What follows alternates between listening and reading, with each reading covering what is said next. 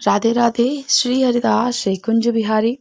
कैसे हैं आप सभी लोग? आई होप कान्हा जी की कृपा से आप सभी लोग अच्छे होंगे और स्वस्थ होंगे। वैशाख मास महात्म्य अध्याय 8।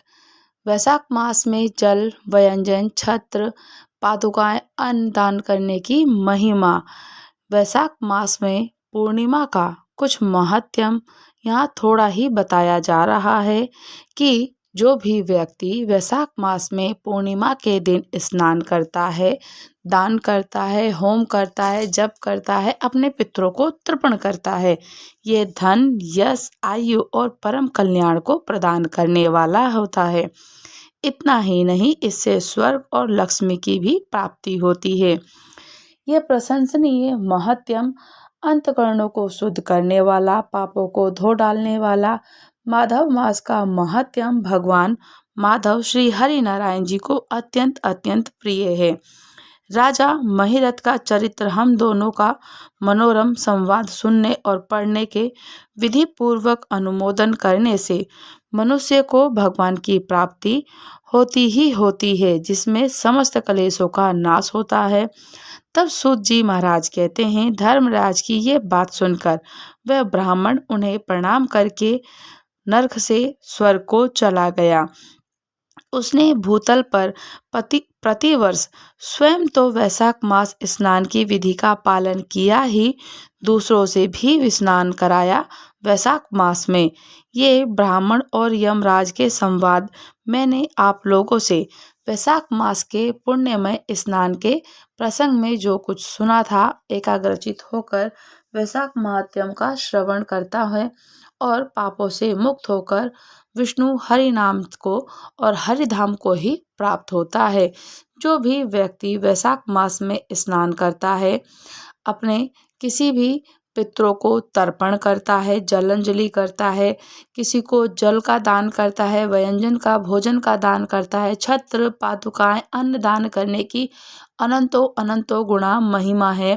कहते हैं कि भगवान नारायण, हे नरश्रेष्ठ नर देवी सरस्वती, महर्षि वेद व्यास जी को मैं नमस्कार करके भगवान की विजय कथाओं से परिपूर्ण इतिहास पुराण आदि का पाठ करना ही चाहिए। श्री हरि नारायण जी का भजन कीर्तन दर्शन मात्र, उनके मुख का दर्शन करना, चित्रपट का दर्शन करना, श्री हरि जी के विग्रहों का दर्शन करना, उनकी भक्ति करना। उन भक्ति के भी अनेक प्रकार के लक्षण होते हैं। आप जो भी अपनी अपनी सामर्थ्य के अनुसार जो भी आपसे भक्ति बन पड़े, आप वही कीजिए। और पुराणों का, इतिहासों का वर्णन करना, पाठ करना बहुत अनंत पुण्य फलदायक होता है। सूत जी महाराज कहते हैं कि राजा अमरीश जी ने परममेष्टि ब्रह्मा जी के पुत्र देव ऋषि नारद जी से पुण्यमय वैशाख मास का महात्म्य इस प्रकार से पूछा कि ब्राह्मण, मैंने आपसे सभी महीनों को महात्म्य तो अधिक सुना ही है, तो उस समय आपने ये कथा कहा था कि सब महीनों में वैशाख मास सबसे श्रेष्ठ है।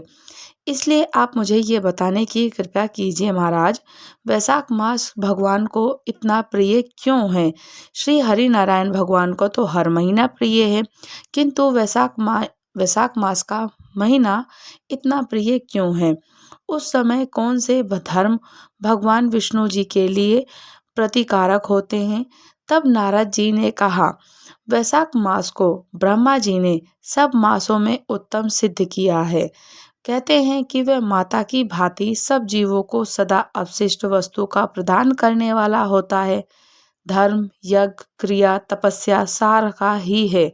संपूर्ण देवताओं के द्वारा पूजित, जैसे विद्याओं में वेद विद्या, मंत्रों में प्रणव, वृक्षों में कल्प वृक्ष, धेनुकाय में कामधेनु, देवताओं में श्री हरिनारायण, वर्णों में ब्राह्मण, प्रिय वस्तुओं में प्राण, नदियों में गंगा जी, तेजों में सूर्य, अस्त्र और शस्त्रों में चक्र, धातुओं में स्वर्ण, वैष्णवों में शिव और रत्नों में कौस्तुभमणि, ये सभी प्रकार धर्म के साधनभूत महीनों में भी इसी प्रकार से वैशाख मास का सबसे उत्तम मास और श्रेष्ठ है। संसार में इसके समान कोई भी हरि भगवान विष्णु जी को प्रसन्न करने वाला कोई दूसरा मास है ही नहीं। जो वैशाख मास में सूर्योदय से पहले स्नान करता है, उसे भगवान विष्णु जी की निरंतर प्रीति करते हैं। पाप तभी तक गरजते हैं जब तक जीव वैशाख मास में प्रातःकाल जल में स्नान नहीं करता। जो भी जीव व्यक्ति वैशाख मास में प्रातःकाल स्नान करता है, वैशाख के महीने में सब तीर्थ आदि देवता कहते हैं कि तीर्थ के अतिरिक्त बाहर के जल में भी सदैव स्थित रहते ही रहते हैं। भगवान विष्णु जी की आज्ञा से मनुष्यों का कल्याण करने के लिए वे सूर्योदय से लेकर 6 दंड के भीतर तक वहां मौजूद रहते हैं। वैशाख मास का स्नान करने से कोई मास ऐसा नहीं है कि जो वैशाख मास का स्नान करने से पुण्य फल की प्राप्ति होती है। सतयुग के समान कोई युग नहीं है, वेदों के समान कोई शास्त्र नहीं, गंगा जी के समान कोई तीर्थ नहीं और जल के समान कोई दान नहीं, खेती के समान कोई धन नहीं, जीवन से बढ़कर कोई लाभ नहीं, उपवास के समान कोई तप नहीं, दान से बढ़कर कोई सुख नहीं, दया के सम्मान से कोई धर्म नहीं, धर्म के सम्मान से मित्र नहीं, सत्य के सम्मान से कोई यश नहीं, आरोग्य के सम्मान से उन्नति नहीं, भगवान विष्णु से बढ़कर कोई रक्षक नहीं।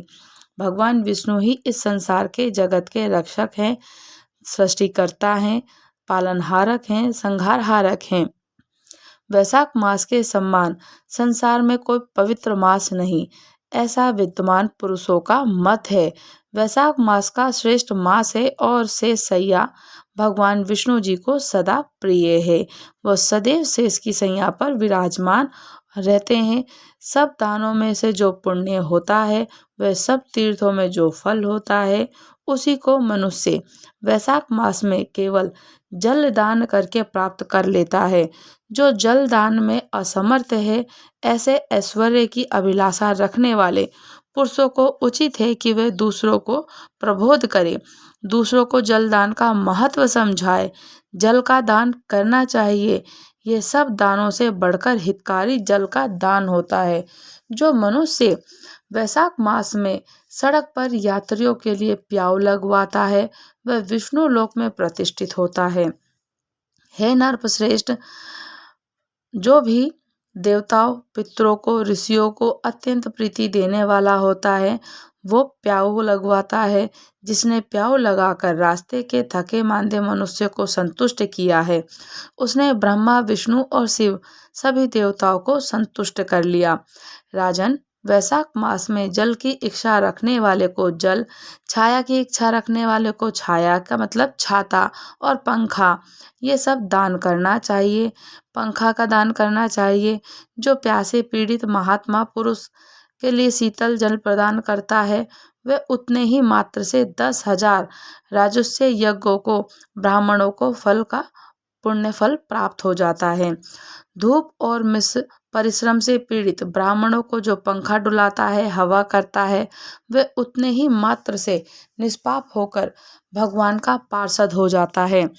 जो मार्ग से थके हुए श्रेष्ठ द्विज को वस्त्र से हवा करता है, वह उतने से ही मुक्त हो जाता है, विष्णु जी का साजुष्य प्राप्त कर लेता है।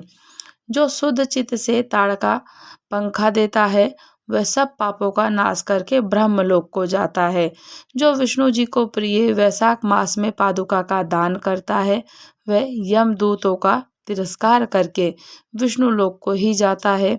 जो मार्ग में अनाथों के ठहरने के लिए विश्राम की शाला बनाता है, उसके पुण्य का फल का वर्णन तो किया ही नहीं जा सकता।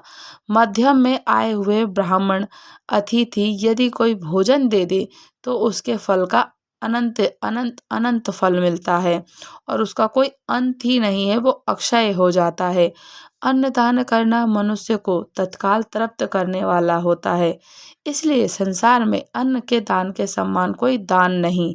जो मनुष्य मार्ग के थके हुए ब्राह्मण के लिए आश्रय देता है, उसके पुण्य फल का वर्णन किया नहीं जा सकता। जो अन्न का दाता होता है वो माता पिता आदि का भी विस्मरण कर देता है। इसलिए तीनों लोकों के निवासी अन्नदान की ही प्रशंसा करते हैं। माता और पिता केवल जन्म के हेतु हैं, पर जो अन्नदान देकर पालन करता है, अन्न देकर पालन करता है, मनीषी पुरुष उस लोक से इसी को पिता कहते हैं कि अन्नदान की महिमा अनंत अनंत अनंत होती है। महिमा इतनी है जलदान की, अन्नदान की, वस्त्रदान की। ये सब हमारा राहगीर का खर्चा होता है। जब हम मृत्यु को प्राप्त होते हैं तो यही सब हमें प्राप्त होता है। पुण्य कर्म ही हमारे साथ जाते हैं। पुण्य कर्म और धर्म ये हमारे साथ ही जाते हैं, अन्यथा कुछ हमारे साथ नहीं जाता। तब ब्रह्मा जी कहते हैं कि जो भी विष्णु जी का भक्त पुरुष प्रातःकाल स्नान करके पवित्र होकर कोमल तुलसी जल से भगवान दामोदर माधव की पूजा करता है, वह निश्चय ही मोक्ष को प्राप्त कर लेता है। वो जो भी व्यक्ति भगवान हरि नारायण जी को वैशाख मास में स्नान करता है, पंचगव्य से स्नान कराता है, पंचगव्य का खुद पान करता है, हरि नारायण जी की विधि विधान से फल फूल धूप दीप नैवेद्य से पूजन अर्चन करता है, विधि विधान से करता है, होम जाप करता है, या किसी भी बिना विधि विधान के कोई भी जप करना, कीर्तन करना, नाम का उच्चारण करना, उनके मुख का दर्शन करना, स्नान करना, किसी भी तिथि को किसी भी विधि विधान से किए हुआ बिना प्रभु से कहें आपके प्रभु हमें कोई विधि नहीं आती, कोई विधान नहीं आता, कोई मंत्र नहीं आता, कोई जप नहीं आता, मैं केवल आपका नाम स्मरण कर रहा हूँ या कर रही हूँ, तो आप मुझको पूर्ण रूप से अपनी सानिध्य में रखें। प्रभु की कृपा अनंत कृपा बनी होती है और प्रभु की इतनी प्रसन्नता होती है। जो भी ठाकुर जी का भक्त होता है, विष्णु जी का भक्त होता है, वैशाख मास में स्नान करके तुलसी जी का पूजन करना, तुलसी जी को सींचना, तुलसी का दीपक प्रज्वलित करना। ठाकुर हरि नारायण जी को आप तुलसी की काष्ठ का दीपक प्रज्वलित कर सकते हैं। दीपक का आप उनको दिखाएं, घी का दीपक प्रज्वलित करें। तुलसी जी की जो काष्ठ होती है सूख जाती है, उसका आप चंदन भी ठाकुर जी को लगाइए, उसे हरि चंदन कहा जाता है। और ठाकुर जी इतना प्रसन्न होते हैं, इतना प्रसन्न होते हैं कि वो मंत्र मुग्ध हो जाते हैं। कहते हैं कि भगत के वश में है भगवान। स्वयं हरि नारायण की कृपा इतनी प्राप्त होती है कि अनंतों अनंतों गुणा वह अक्षय फल की प्राप्ति करता है। जो भी व्यक्ति वैशाख मास में भक्ति से, भक्ति भाव से यदि स्वर्ण आदि से भगवान की पूजा करता है, पंचगव्य से पूजन करता है, धूप दीप नैवेद्य फल पूजा का करता है पूजन, तो उससे सभी पापों का नाश होता है। उसकी पूजा ग्रहण करते हैं। सभी वर्णों के लिए भक्ति ही सबसे उत्कृष्ट मानी जाती है। कहते हैं कि कोई भी क्षत्रिय हो, वैश्य हो, धर्म हो, ब्राह्मण हो, शूद्र हो, ठाकुर जी की भक्ति करने के लिए सबसे वर्ण जो गण है कि भक्ति ही सबसे उत्कृष्ट मानी जाती है। जो भक्तिहीन कर्म भगवान विष्णु जी को प्रसन्न करने वाला नहीं होता, यदि तुलसी जी के आधे पत्ते से भी प्रतिदिन भक्ति पूर्वक भगवान की पूजा की जाए तो वो स्वयं भगवान उसको आकर साक्षात दर्शन देते हैं। जो भी व्यक्ति भगवान हरि नारायण जी को तुलसी का पत्र अर्पण करता है, तुलसी के पत्र से उनकी पूजन करता है, तुलसी पत्र उनको धारण कराता है, तुलसी पत्र का पूजन करता है, तुलसी पत्र को उनके गले में माला बना के धारण कराता है, उनके चरणों में समर्पित करता है, तो ठाकुर जी अत्यंत प्रिय होते हैं और साक्षात उनको दर्शन देते हैं और भगवान विष्णु उन पर अत्यंत प्रिय होते हैं। तुलसी के आधे पत्ते की भी महिमा इतनी अनंतों गुणा है, स्वयं शेषनाग भी तुलसी जी की महिमा का वर्णन करने में असमर्थ हैं, वो भी नहीं कर पाएंगे। पूर्व काल में भक्त विष्णुदास भक्ति पूर्वक तुलसी का पूजन शीघ्र ही विष्णु धाम जी के धाम को चला गया। विष्णु धाम था जो कि विष्णु माधव दास था और विष्णुदास उसका नाम था। भक्त उनकी इतनी पूजन करता तुलसी जी की कि तुलसी जी की पूजन से विष्णु धाम को ही प्राप्त होता है। राजा चोल उसकी तुलना में गौण हो गए थे। कहते हैं कि राजा चोल भी विष्णुधाम की भक्ति से, विष्णुदास की भक्ति को देखकर, तुलसी का पूजन देखकर, उसके महात्म्य को सुनकर राजा चोल भी उसकी तुलना से गौण हो गए। अब तुलसी जी का महात्म्य सुनो। तुलसी जी किस तरीके से पापों का नाश करती हैं, पुण्य की वृद्धि करती हैं। अपनी लगाई हुई तुलसी जितना ही अपने मूल का विस्तार करती है, उतना ही सहस्त्र युगों तक मनुष्य ब्रह्मलोक में प्रतिष्ठित होते हैं। यदि कोई तुलसी संयुक्त जल में स्नान कर लेता है, यदि कोई भी व्यक्ति विष्णु जी का भक्त अमावस्या वाले दिन तुलसी जी की काष्ठ को केवल जल में डुबा करके, जल में फिरा करके, जल में घुमा करके और तुलसी जी की काष्ठ अलग कर दे और उस जल से स्नान करता है, तो वो सब पापों से मुक्त हो जाता है। जो व्यक्ति तुलसी जी का सिंचन करता है, पूजन करता है, तुलसी जी की रज को भी अपने माथे पर टीका लगाता है, तो वो कभी भी पीछे मुड़ करके नहीं देखता, उसकी विजय होती ही होती है। भगवान विष्णु जी के लोक में आनंद का अनुभव करता है, भगवान विष्णु जी के परम पद को ही प्राप्त होता है। जो लगाने के लिए तुलसी जी का संग्रह करता है और लगाकर तुलसी जी का वन तैयार करता है, वह उतने से ही पाप मुक्त हो जाता है, ब्रह्म भाव को प्राप्त होता है। जिसके घर में तुलसी का बगीचा विद्यमान होता है, तुलसी का पौधा होता है, तुलसी जी विराजमान होती है, उसका वह घर तीर्थ के सम्मान होता है। वहाँ यमराज के दूत नहीं जाते। जहाँ तुलसी वन सब पापों को नष्ट करने वाला, पुण्यमय अवशिष्ट कामनाओं को देने वाला, जो श्रेष्ठ मानव तुलसी का बगीचा लगाता है, तुलसी का पूजन करता है, उसको यमराज तो देखते भी नहीं है। जो मनुष्य तुलसी जी की काष्ठ की संयुक्त गंध धारण करता है, तुलसी जी की माला को धारण करता है, क्रियमारण पाप उसके शरीर को स्पर्श भी नहीं कर सकता। जहाँ तुलसी जी की वन की छाया होती है, तुलसी पत्र होता है, वहीं पितरों की तृप्ति के लिए श्राद्ध करना चाहिए। जिसके मुख में, कान में, मस्तक पर तुलसी का पत्ता दिखाई दे, तुलसी की तिलक धारण दिखाई दे, तुलसी का पत्ता दिखाई दे जाए, उसके ऊपर यमराज भी दृष्टि नहीं डाल सकते। फिर दूतों की तो बात ही क्या है, दूत तो जो होते हैं उनको छू भी नहीं सकते। जो प्रतिदिन आदर पूर्वक तुलसी जी की महिमा को सुनता है, तुलसी जी का महात्म्य सुनता है, तुलसी जी का पूजन करता है, तुलसी जी को सींचता है, तुलसी जी को दीपक प्रज्वलित करता है, तुलसी जी का श्रृंगार करता है, तुलसी जी को समर्पित करता है, पंचगव्य से भी उनका स्नान होता है, तुलसी जी को जो थोड़ी बहुत हल्दी चढ़ाता है, कुमकुम, रोली, मोली, अक्षत, धूप, दीप, नैवेद्य, फल, चूड़ी, श्रृंगार का सम्मान उनको चढ़ाता है, तो वो ब्रह्मलोक को ही जाता है। पूर्व काल की बात है, कश्मीर देश में हरिमेघा और सुमेधा नाम के दो ब्राह्मण रहते थे, जो कि भगवान विष्णु की भक्ति में संलग्न रहते थे और भगवान विष्णु जी की पूजन अर्चन किया करते थे।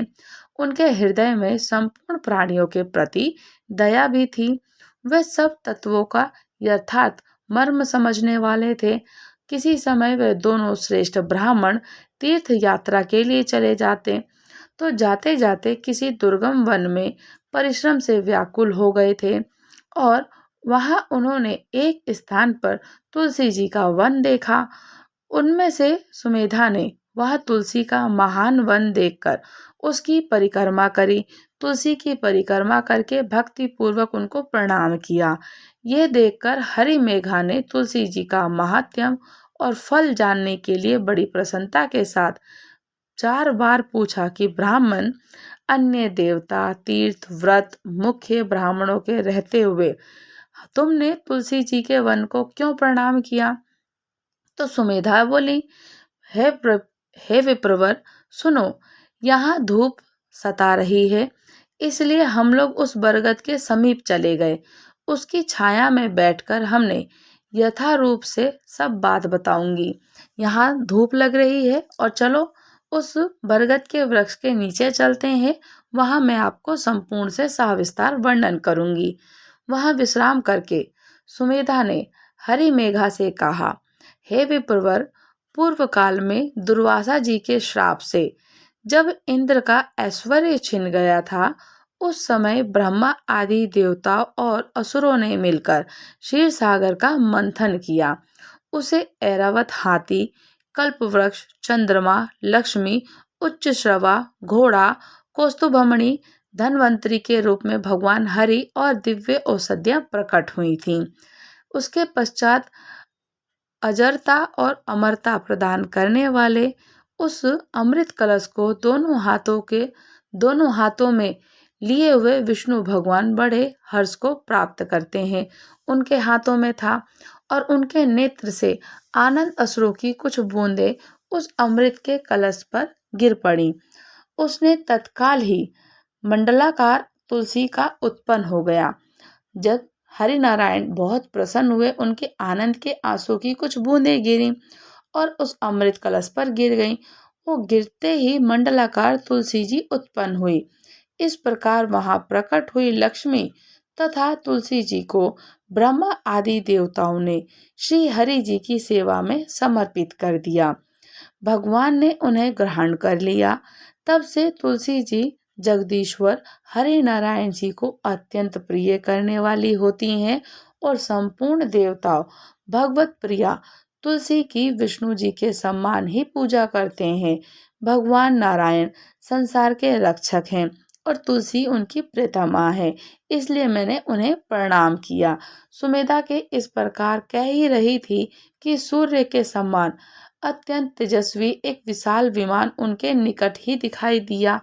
उन दोनों के आगे ही वह बरगद का वृक्ष गिर पड़ा और उसमें से दो दिव्य पुरुष निकले, जो अपने तेज से सूर्य के समान संपूर्ण दिशाओं को प्रकाशित कर रहे थे। उन दोनों ने हरिमेघा और सुमेधा को प्रणाम किया।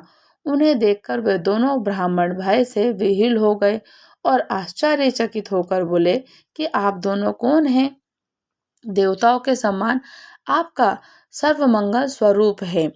आप नूतन मंदार की माला धारण किए हुए कोई देवता प्रतीत हो रहे हैं। उन दोनों ने इस प्रकार से पूछने पर वृक्ष से निकले हुए दोनों पुरुषों ने कहा कि हे विप्रवर, आप दोनों ही हमारे माता पिता और गुरु हैं, बंधु आदि आप ही दोनों हैं।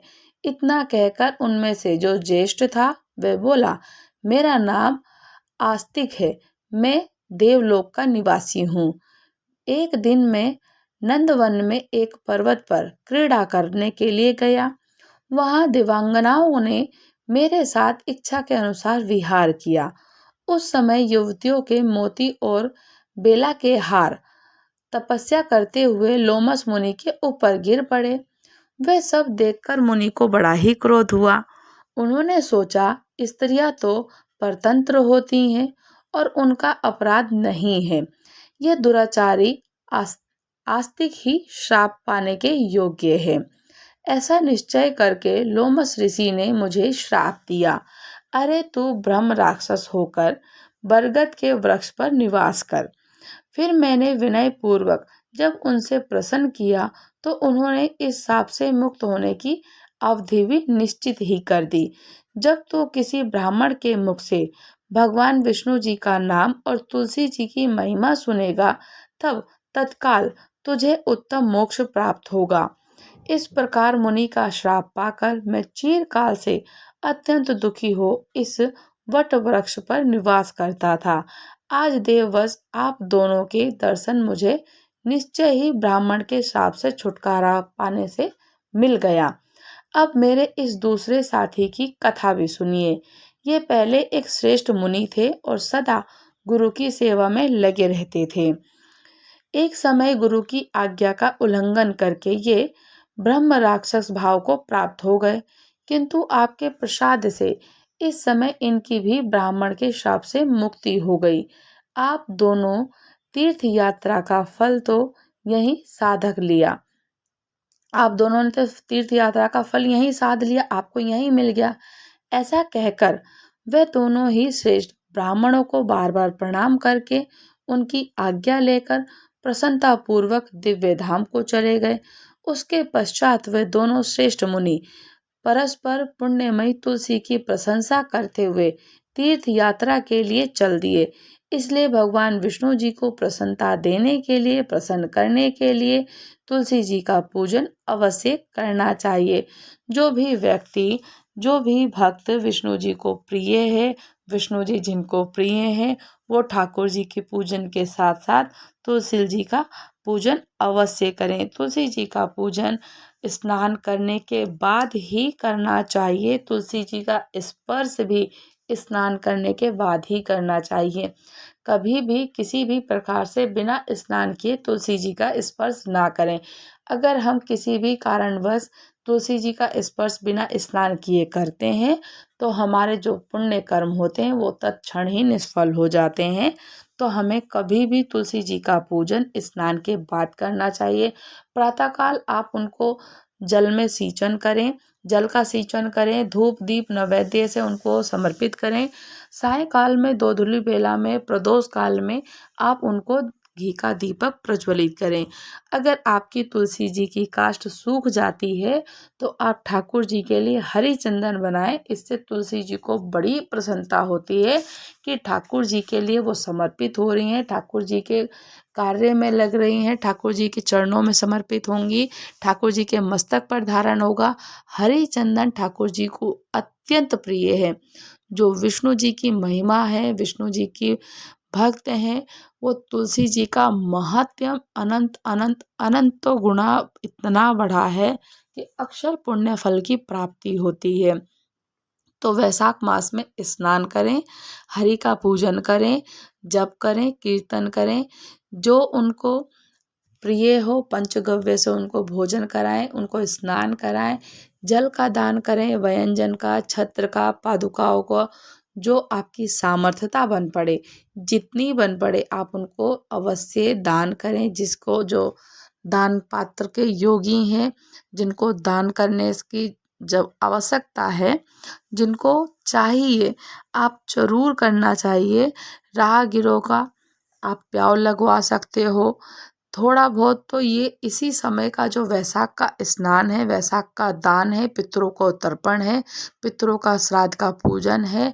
दान करना, जल देना, किसी को घड़ा देना, छाता देना, चटाई देना या फिर उनको चप्पल जूते देना, ये आपकी सब सामर्थ्य के अनुसार आप कार्य कर सकते हैं। इससे ठाकुर जी को प्रसन्नता होती है, ठाकुर जी की कृपा होती है। ये हमारे राहगीर का खर्चा होता है। तो राहगीर का खर्चा हमें अपने लिए बनाना है, करना है। और किसी भी विधि विधान के बिना अगर आप ठाकुर जी का नाम जप कीर्तन करते हैं, स्नान करते हैं, तो ठाकुर जी की कृपा तो बनी ही रहती है। ठाकुर जी साथ साथ रहते हैं। हमारे हर काम बने हुए तो बनते ही रहते हैं, जो बिगड़े हुए होते हैं वो भी बनने लगते हैं। ठाकुर जी की कृपा पाने के लिए वैशाख मास का स्नान करें, वैशाख मास का महात्म्य सुने, तुलसी जी का महिमा सुने, तुलसी जी का पूजन करें, तुलसी जी का सिंचन करें। पीपल का भी कर सकते हैं, पीपल में भी हमारे पितरों का निवास होता है। तो वैशाख मास महात्म्य अध्याय 8 समाप्त हुआ। राधे राधे। श्री हरिदास, श्री कुंज बिहारी। अगर आप लोग हमारे चैनल पर नए हैं, चैनल को लाइक शेयर सब्सक्राइब करना बिल्कुल ना भूलें। और मुझे कमेंट्स करके ज़रूर बताइएगा कि आप लोग वैशाख मास का स्नान कर रहे हैं और आप लोगों को चर्चा कैसी लग रही है। राधे राधे। श्री हरिदास।